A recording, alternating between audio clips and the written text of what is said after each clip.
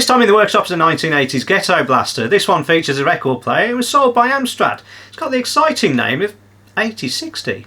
Just in case we're in any doubt what the Model 860 is, it says twin cassette radio record player. And it's quite big and imposing. Twin cassette decks on top, AM and FM radio tuner, and of course a record player. And it's all plastic construction, doesn't exactly shout quality. And it's the first time I've seen something boasting that it's got belt drive to drive against this nasty plastic turntable. Although I've seen worse run out. But I do like the touch of the EQ graph for the speakers. Not that I suspect it's accurate. I'll just take a little break from criticising it and power it up and see if it works. Well, we have the option of powering it from batteries. Oh, no thank you. I don't think I've even got 8 D-cell batteries. We'll go with the mains option. Well, we've got signs of life, which is a bit of a surprise because it's off. Now that's on, that's off. I don't know if that's a problem or a feature. Oh well, we'll persevere anyway.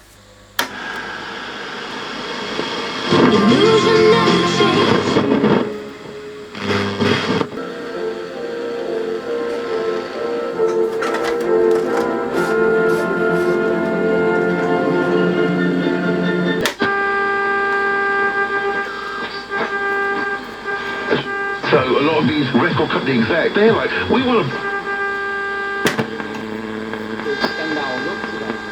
to shun them completely. Yeah, there's so many different. So, the radio works. So far, so good. Well, try a tape. Oh. That's cheap.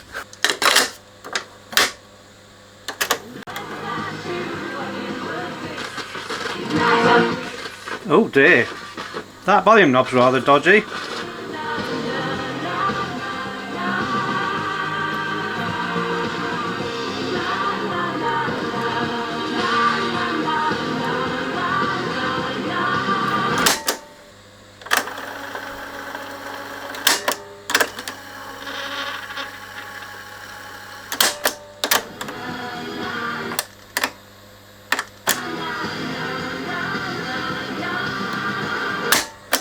Well, left hand deck plays okay, more or less. We'll try the right hand one.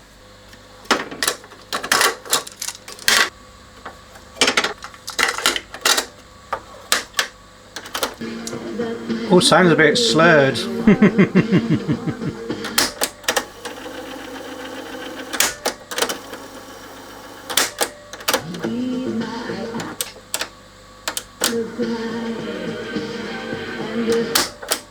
Nothing too terrible so far, just needs a bit of a service. Let's see, how do you use this? Take that clip off. No, no, nothing there. Oh, I see, there's a speed select switch. And that's not going round.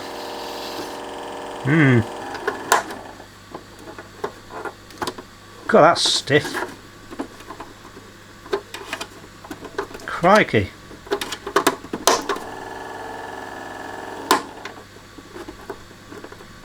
Okay, it won't do 45s either. It's only output at all.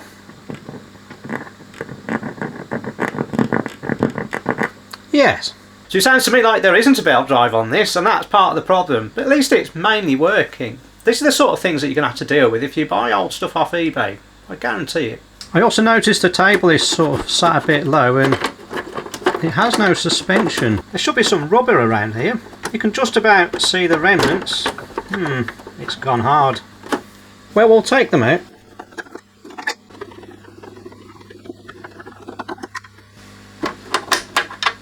Oh, you can see a bit of rubber on there. Well, that's what's left of it. Oh, a bit more clues here. Quite a lot of rubber missing.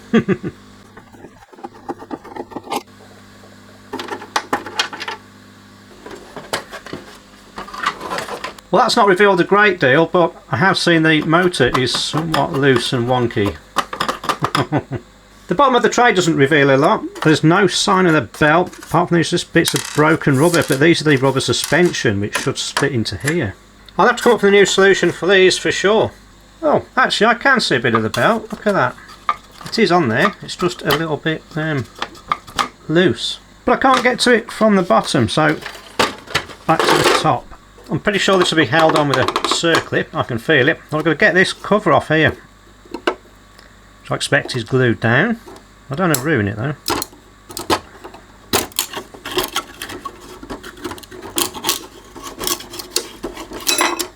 There we go. See if I can prise this off without throwing it across the workshop. Well, this one's actually a little bit stuck there. Oh, I see the trouble. It wants to face around here. That way. Come on. That should lift off now. And it does. But yes, as suspected, the rubber suspension has completely failed on the motor. So I might need to lift that up and undo these nuts. Or bolts. I think they're bolts.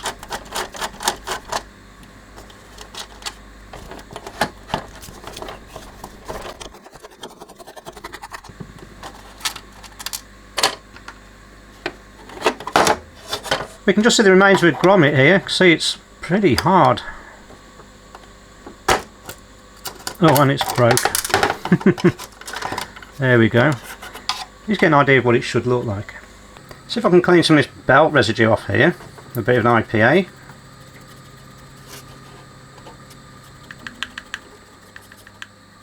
It's going a bit slowly, so I'm just going to scrape it a bit. That's a lot more effective, I think. Gently, don't scratch the shaft up too much.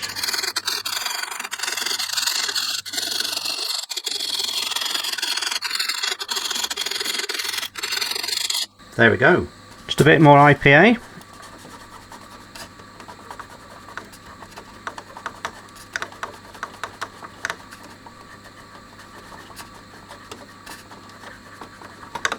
Found these small cable grommets. These should work for the motor. 4mm internal bore, 6mm OD. Try and squeeze them in.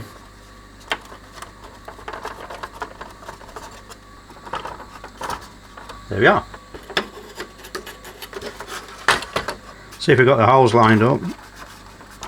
Maybe we have.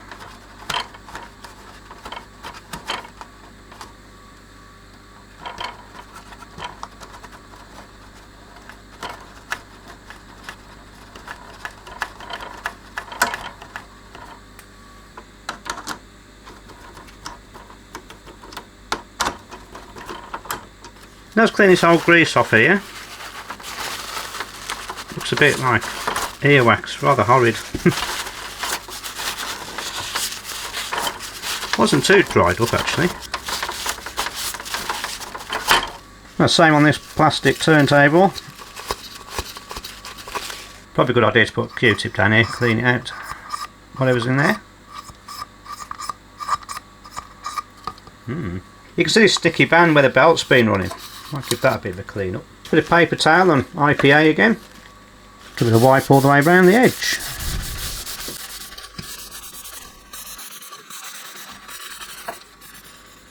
Well, it's fetched it off, whatever it was. I'm just going to put a little bit of semi-fluid grease on. Just brush it into the hole. Just let it run down. Got a new rubber belt as well. Just slide this over here. A little bit shorter this one. Then you gauge it over these two pegs. Which will become apparent how useful that is in a second. Just have to make sure the belt goes over this pulley.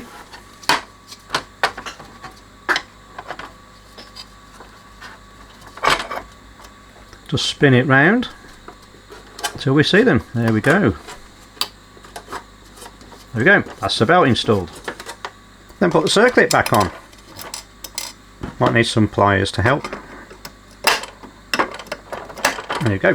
Just sweep out the debris of old knackered rubber here. It's everywhere.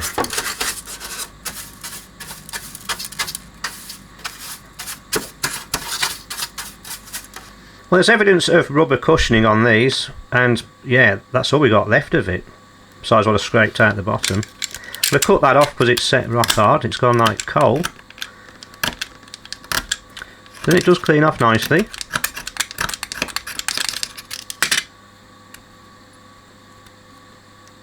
Okay, That's one clean screw.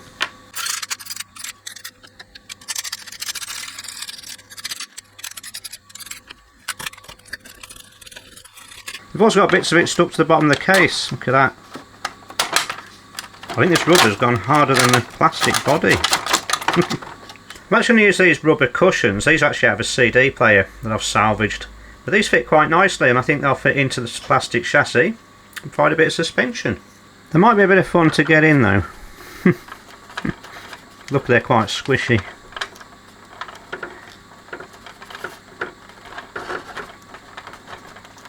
So I need a screwdriver just to push it down.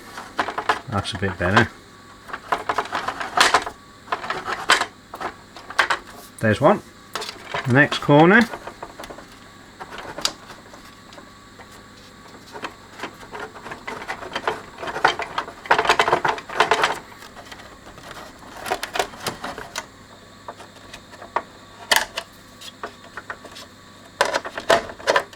And to replace a piece of rubber that went in there, I'm going to use this piece of silicone tube. It should fit over there nicely, but I might need to trim a bit off this. Just need to take a slither off, about 0.5mm on each one.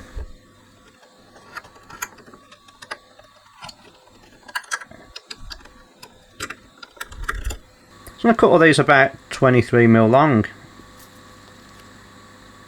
Or roughly. I don't think it's too much of an exact science.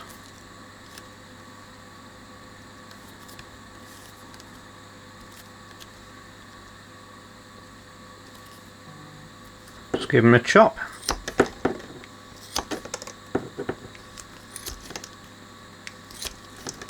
Just push them onto these little holders.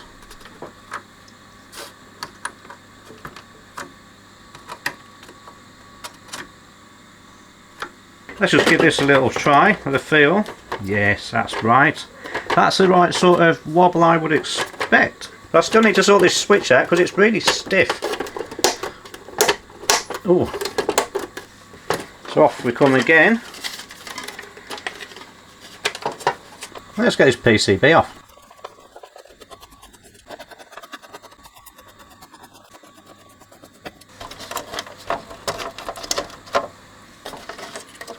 See what we've got.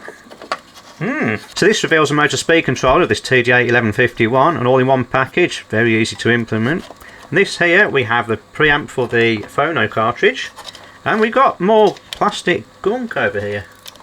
I think this is what's left of the suspension, and this may be involved with the switch, I wonder. Yeah, because if this black stuff has run inside the switch, it's going to be jamming it up. I think it is. Look, there's all bits breaking off.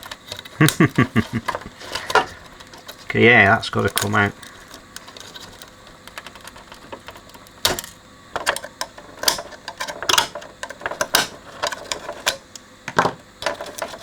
Just make sure this goes away from this ball bearing.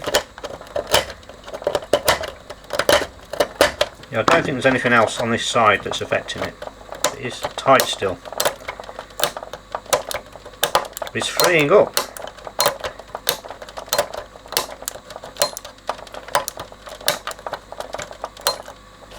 There we go, push that off. Just tip all this out there.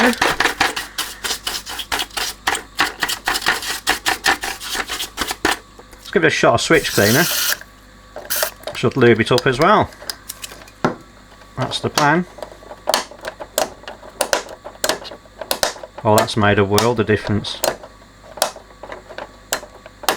Not forget the little felt cover that goes over there.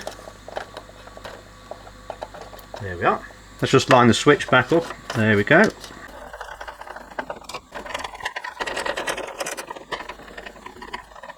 Okay, let's give that a try. Just put this tacho disc on so I can just check the speed. Let's check 33 RPM. We can see the outer lines are perfectly still, so we move to 45 RPM. And now the middle ones are still.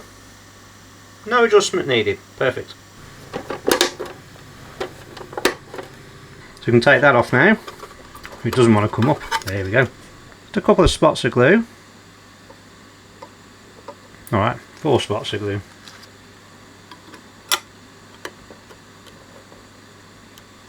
Let's put our screw in.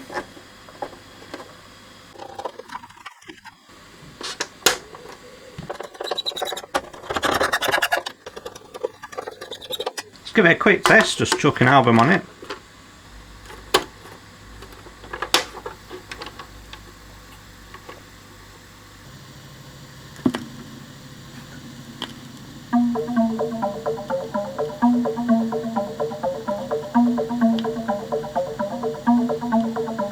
So that bit's working now, just got to get to the tape decks and the front panel.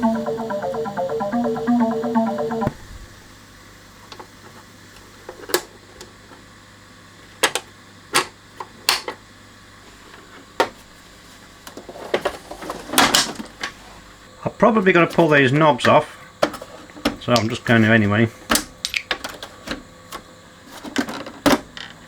And now out with some screws.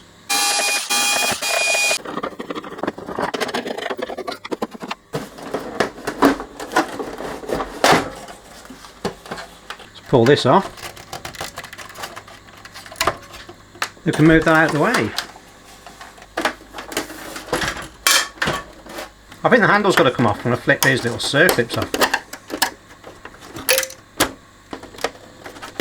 And before you laugh, this is how they do it in the Roberts radios as well.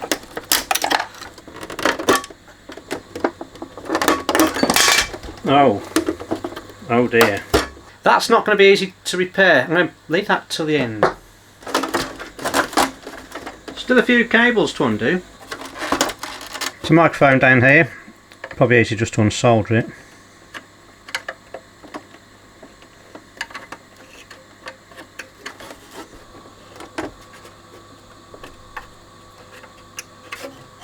Oh, there's another one here. Are we free yet? No. Now I can get rid of this. I'm wondering if this will come out as a whole chassis or if I've got to dismantle it. I'm really not sure. I'm going to assume these holes in the board are to access screws to remove the module. So there's another one there, and I think, I'll turn this, yes, fourth one. Another two down the side. So under these plugs, they're all different sizes, which is handy, so I don't think there's too much a risk of putting them in the wrong place. As it just lifts out. Just caught on this knob here, the tuner knob. Just give that a bit of a flex. Here it comes. Well, this is testament to how easy radios were to build back in the 80s. Just two chips in there doing all the demodulating. And this end of the board for the tape recorder. This switch here is for the record or playback mode, and usually treble, so we'll get that out and give that a clean. I'll try and take this metal panel out first, see how much comes with it.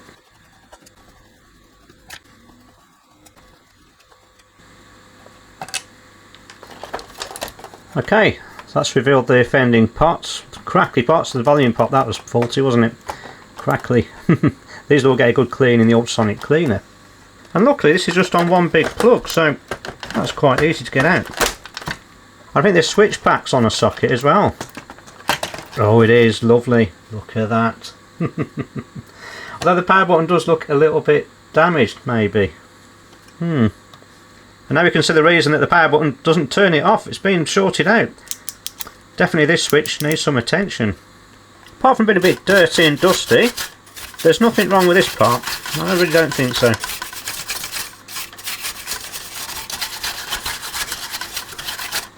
This is the power amplifier here. Single chip job. Dries everything. Before I take this out, just make note which direction it goes. So it pushes up that way. I'll have to take this metallised cardboard shield off though. It's in the way of the switch.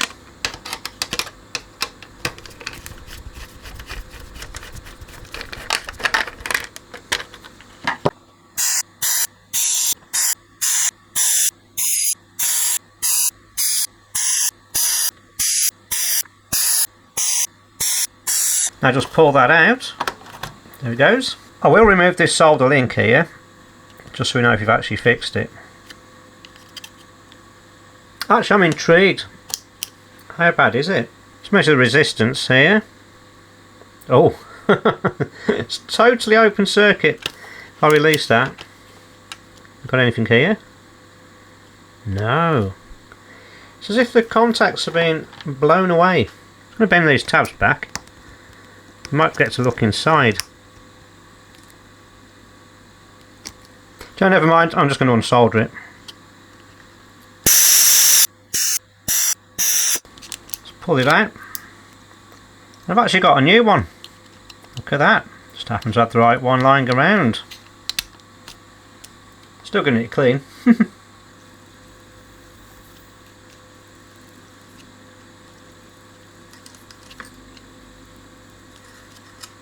check the contact resistance now. Lovely. Just going to put these in the ultrasonic cleaning tank before we address the tape decks. So I can put everything in here.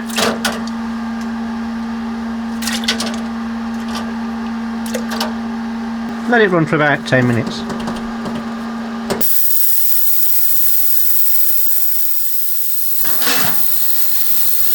I'm just going to give the tape decks a little service. Good, they do play after all. I'll start taking these screws out. It'll be easy to service with the module out and in my hands.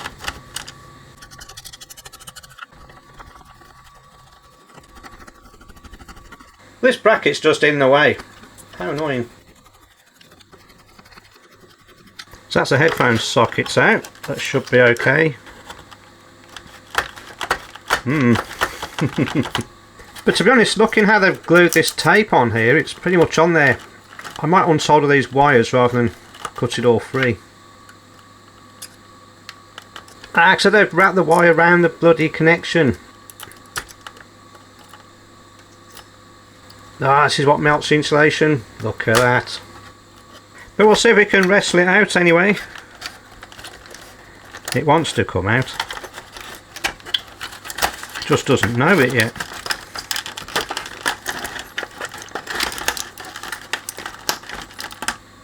Well, it's another dusty mechanism with a bit of a brush off.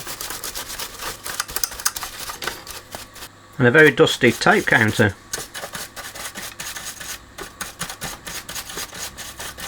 We'll take this belt off, so I'll get it replaced. We'll clean the heads. The plane surface looks very polished, to be honest. But the rest of it looks pretty grimy. The erase head looks pretty clean. I don't suppose it's done a lot of recording this, probably more playback.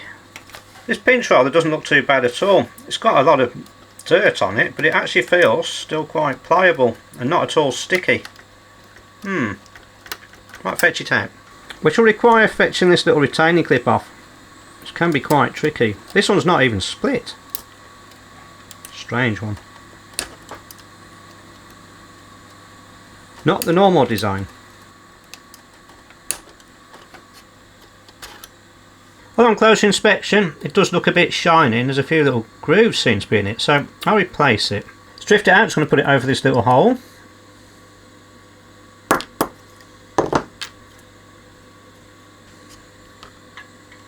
Let's put the new roller in. Put the dowel back in there. Should go in easily from this direction, which it does. And just tap it back in. And just put it back over this post. Just engage it. There we go. Let's put this retaining washer back on, which is a tight fit. Let's get it sort of lined up. See if I can press it on. There we go.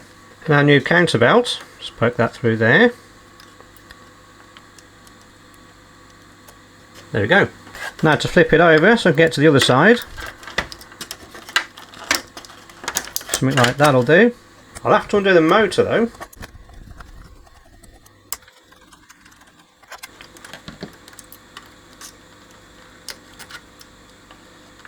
And I need to take this off the capstan.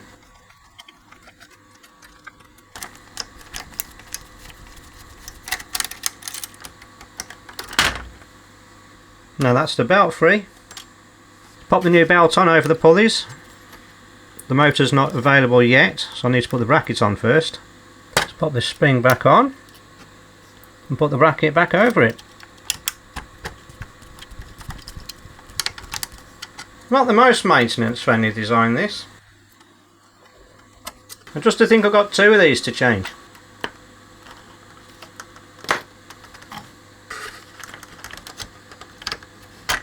I really don't like these little screws. Why are they so small? Stupid flat blade designs. So this mechanism should just wriggle back into place. Got all the wires out of the way? Yes, I have.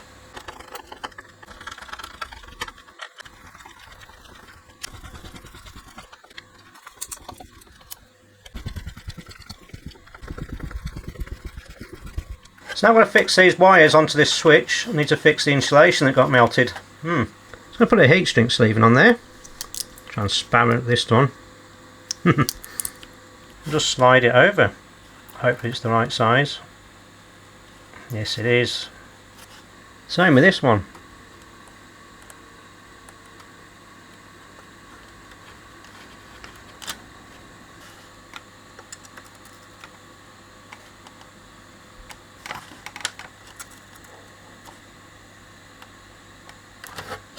Well, just notice this spring's come adrift. That should be over here. Otherwise, nothing's going to latch. That's better. Let's hope deck 2 is a bit easier. It ought to be, because it doesn't record. But it does have the bent wire on this switch. See if I can unbend it first. Do a bit less damage. Swapped hands now. There we go. Should just be 4 screws now.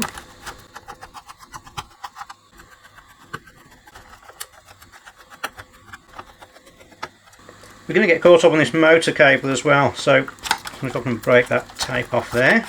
It's better. And just like before, let's give it a bit of a jiggle.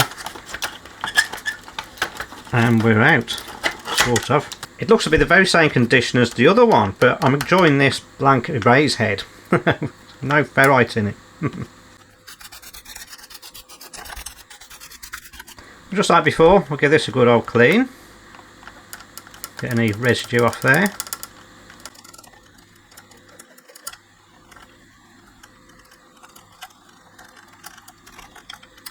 Same goes for this blank head. Don't it mucking the tapes up. Clean the capstan whilst I'm here. That's probably got the most muck on it.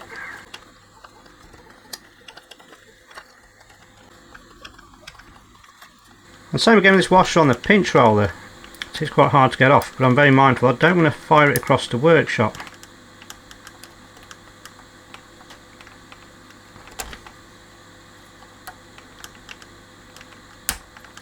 There we are.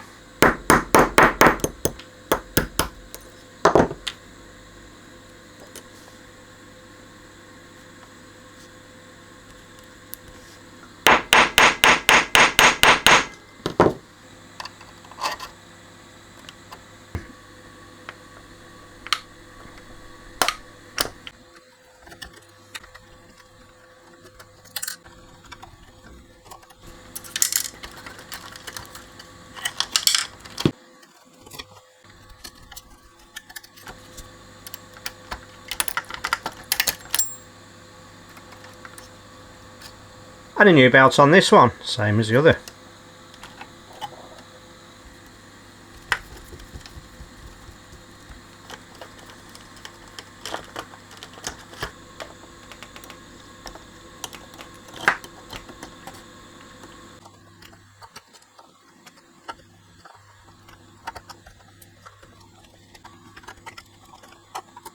Now jiggle this one back in.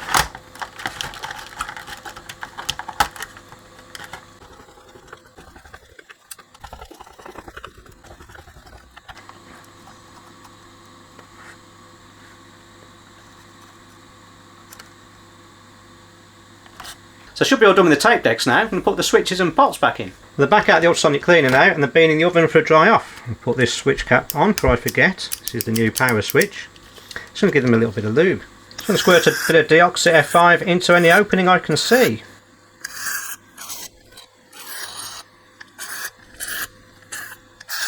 Then just work the switches so it runs in.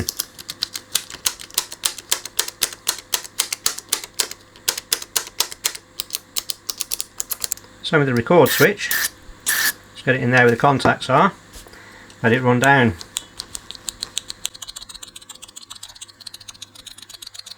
It's a good sign when you see it come out the other end. Feels nice and smooth. Same with the pots. That one's open at the top. You can see the wipers in there. That feels good. The opening's on the bottom of these pots, so I'll squirt them from this way. I can get in.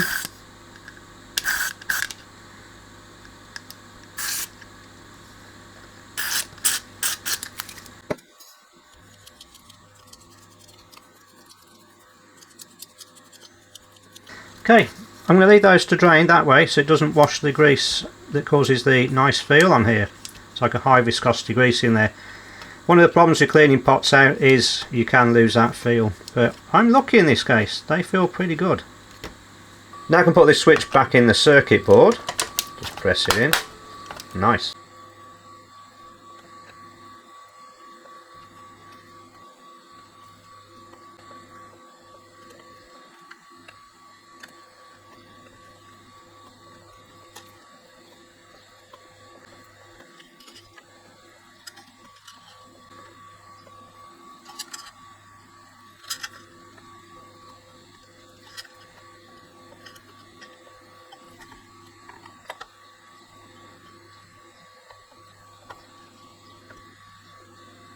Just clean the flux off.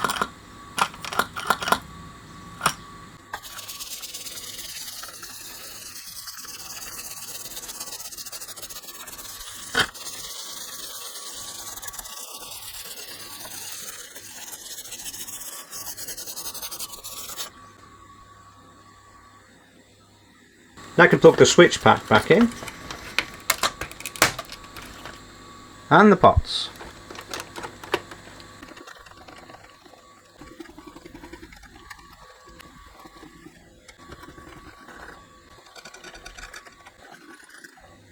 Let's not forget the plug.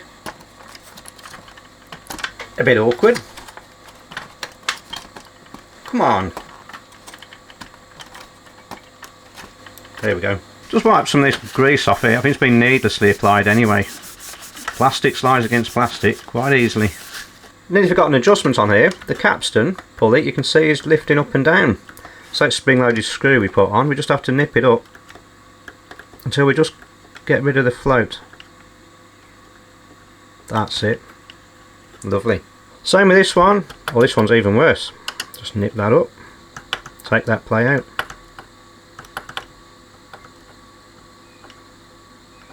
Nice.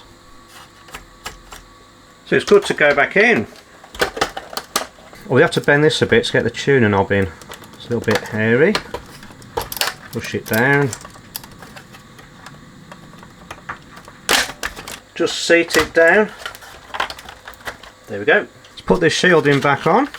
Let's line that up there. Pop the screw in. And screw the ground lug on. There we go. It's a lot more satisfying putting this back together than in with these hidden screws.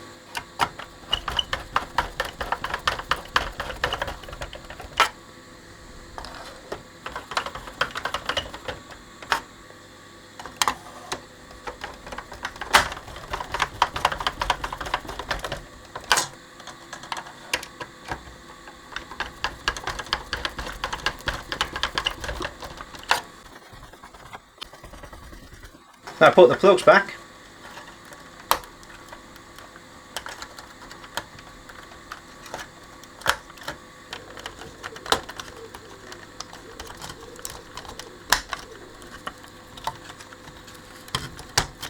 These plugs needed a bit of support. They're bending off the board. That's better. Let's turn all these knobs fully anti-clockwise so I can get the knob caps orientated. Start with the volume. Lined up with 0, then the balance, tone control, and the mixer. In fact, I've got these slightly wrong.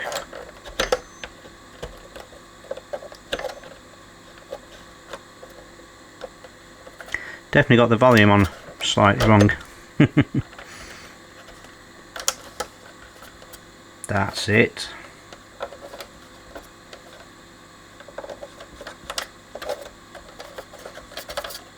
Good to go. The tuning knob doesn't have any markings, so it doesn't matter how it goes on.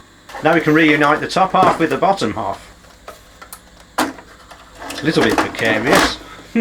Plug this into the headphone jack. It's a bit awkward.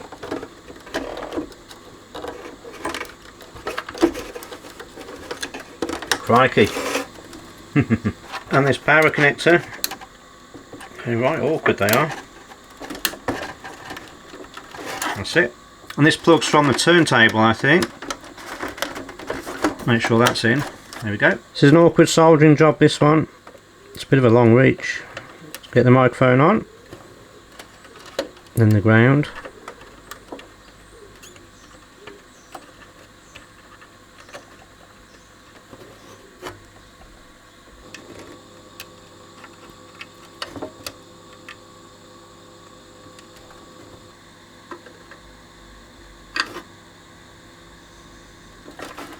And now it's time to deal with this.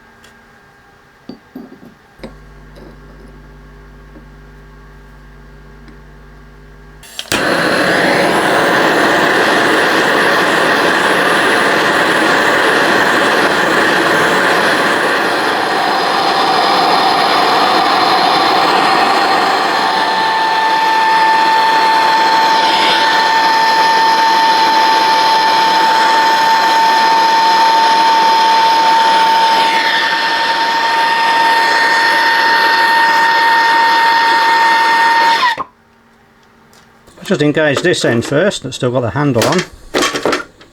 Makes a lot of racket because of the cassette doors flapping around. Put the fibre washer on. Then on with the circlip, which can be quite awkward, I reckon.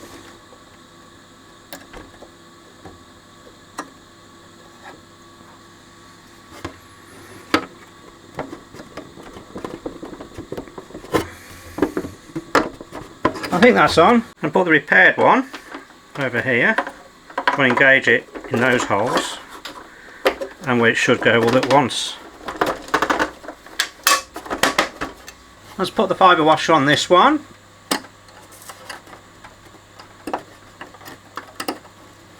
Still a struggle though. And that's putting your E-clip on because I've lost it somewhere.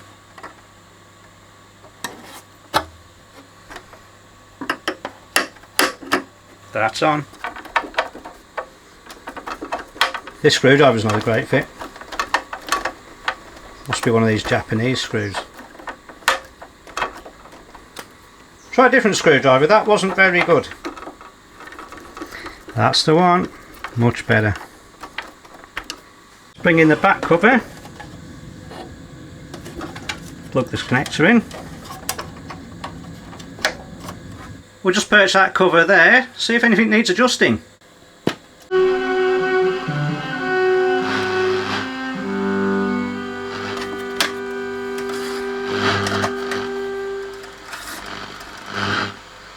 Wonderful prelude from Bach's Cello Suite No. 1, played by Gautier Capuçon, a favourite, current number 100 in the Classic FM Hall of Fame, and the piece before also in the current chart, Carlos Carmina Burana, played the O Fortuna, the Berlin Philharmonic Orchestra and Berlin Radio Chorus, directed by Simon Rattle. Remember, the voting now opened. You can register your 3 choices on our official app on Global Player or via classicfm.com. Now, a brand new piece to share with you, a BAFTA nominee on the way from 4:30 film. Nothing wrong with FM in stereo too. I said Chris would Medium wave's working.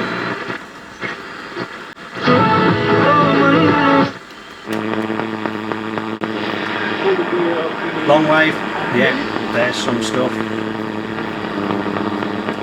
We'll put it back on FM.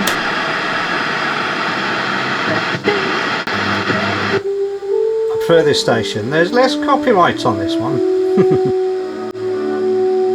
Now let's try the tape out.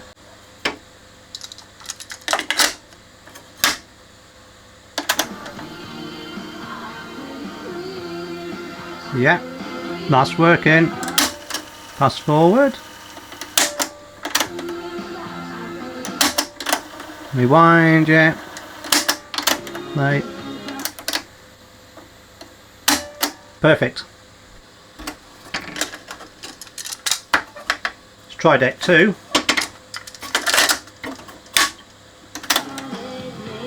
Sounds good. Pause in. Pass forward. Play. Rewind. Excellent. Let's take that out. Test the record function. Put a blank tape in. Let's give it something to record.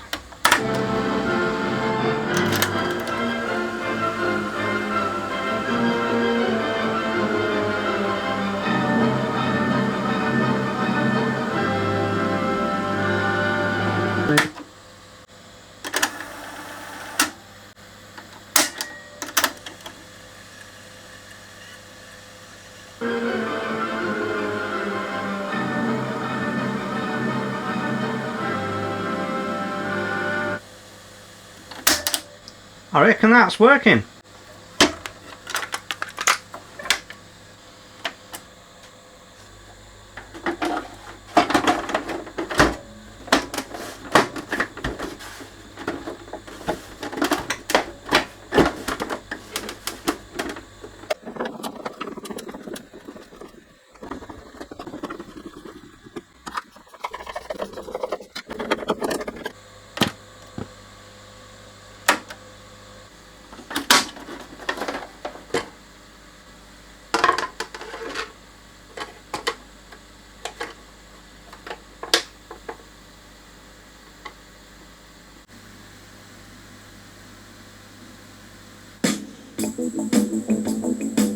That concludes the little service of this Amstrad 8060 boombox. It seems to be all working now. Bit of impromptu repair on the handle, wasn't expecting that. I'm also working on some pretty big things in the workshop that's coming up soon. So, catch you next time.